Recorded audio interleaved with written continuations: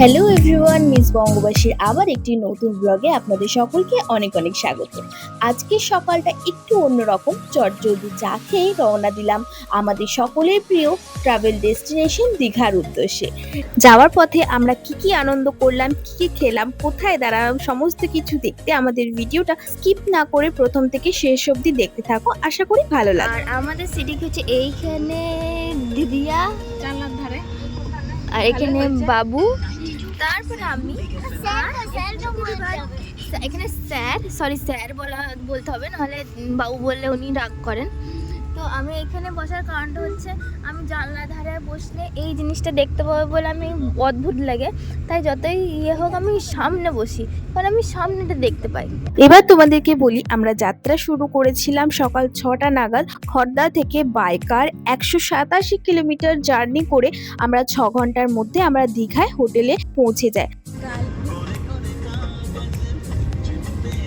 এদিকে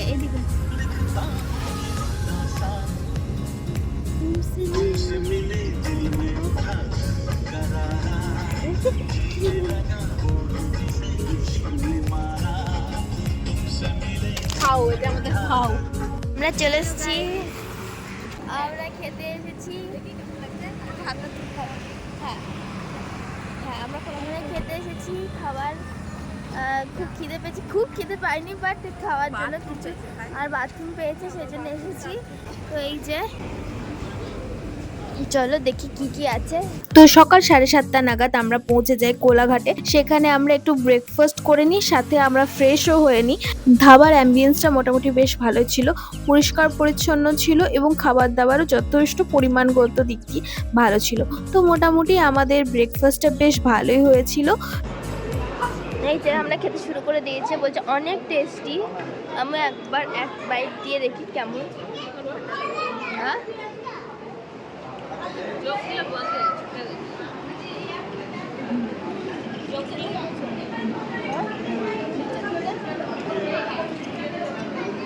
টেস্টি খেতে, বেশ ঝাল সকালে ঘুম থেকে উঠে বলবে, সকালে ঘুম থেকে উঠে হ্যাঁ 7টার সময় এই খেতে হয়, ঘুরতে এলে 7টার সময় এই লুচির মতন, নানের মতন, মিষ্টি নানের মতন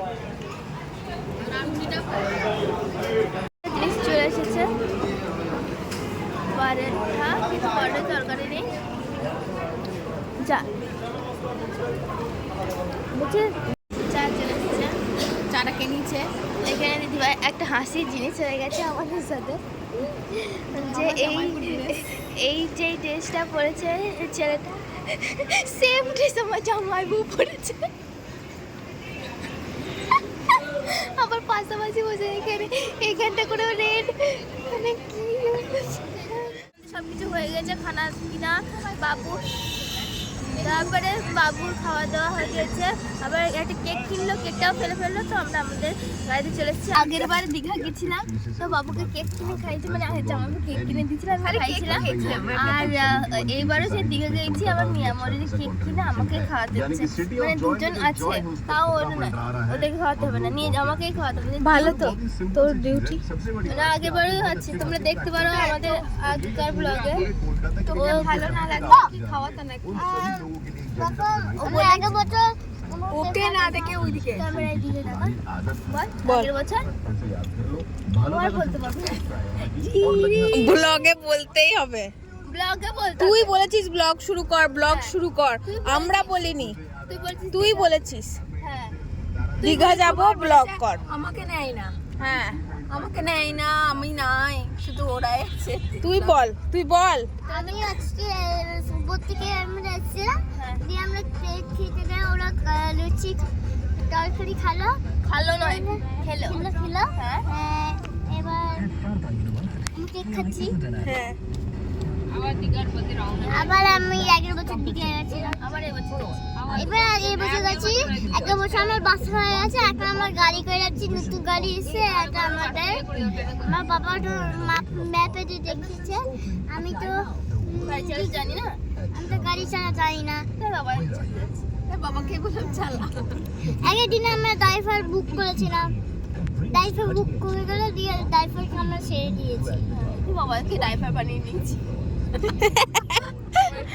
দিয়ে দিয়ে আমি ইয়ে করাবো।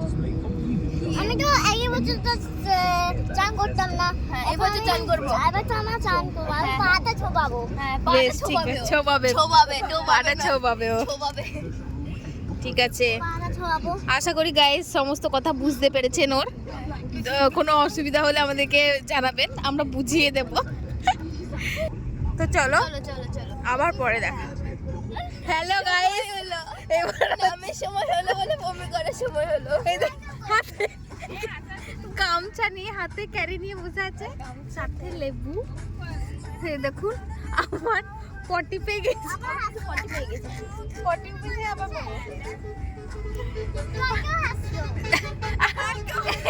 আমাদেরকে হাসতেও দিচ্ছে না। দীঘা যাওয়ার রাস্তায় একটা জাগ্রত মন্দির ছিল এবং সেখানে আমরা যাই এবং সেখানে প্রণাম করে আবার আমরা বেরিয়ে পড়ি। যাচ্ছি তাই এখানে জানি যে এখানে অনেক জাগ্রত ঠাকুর আছে, তাই আমরা এখানে প্রণামটা করে গেলাম। আর মনে হয় 1 ঘন্টা থেকে 1.5 ঘন্টা সময় লাগবে। আর এখন 10:30 বাজছে, তো 12টা বাজছে, এত গরম।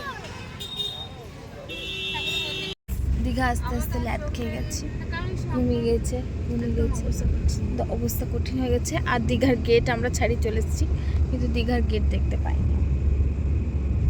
আর 6 মিনিট পর আমরা হোটেল চলে যাচ্ছি। অবশেষে দীঘার গেট,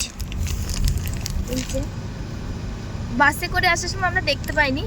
দীঘার গেট দেখতে পাওয়ার পর আমাদের যেন একটা আলাদা আনন্দ, আমরা সব মানে নেতিয়ে পড়েছিলাম, আবার তরতাজা হয়ে গেলাম। তো বেশ ভালো লাগছিল গেটটা দেখে, একটা ঘুরতে আসার ফিলিংস লাগছিল। তারপরে দীঘা থেকে কিছুক্ষণের মধ্যেই আমরা এই সি কোস্ট হোটেলটায় চলে আসি। যদিও আগের বছর আমরা ডলফিনে গেছিলাম, সেজন্য আমরা ডলফিনেও দেখি রুম আছে নাকি, বাট সেখানে রুম না পাওয়ায় আমরা সি কোস্টে একটা ডাবল বেডের রুম পেয়ে যাই যথারীতি। তো যেহেতু এখন খুবই দীঘাতে রুম পাওয়া অসম্ভব, তো এখানে একটা মোটামুটি দামের মধ্যে আমরা রুম পেয়ে যাই এবং মোটামুটি বেশ ভালোই ছিল। এবং আগামী দিনে ব্লগে সমস্ত কিছু দেখতে পাবে এবং বৃত্তান্ত সব তোমাদেরকে জানাবো। আর এরপরে আমরা একদম লাঞ্চ করে নিই। লাঞ্চে আমরা অর্ডার করি ভাত, ডাল, আলু ভাজা, সবজি এবং চিকেন। তো আজকের ভিডিওটা এখানেই সমাপ্ত করছি এবং পরবর্তী ব্লগের জন্য অপেক্ষা করুন। তো টাটা এবং গুড বাই।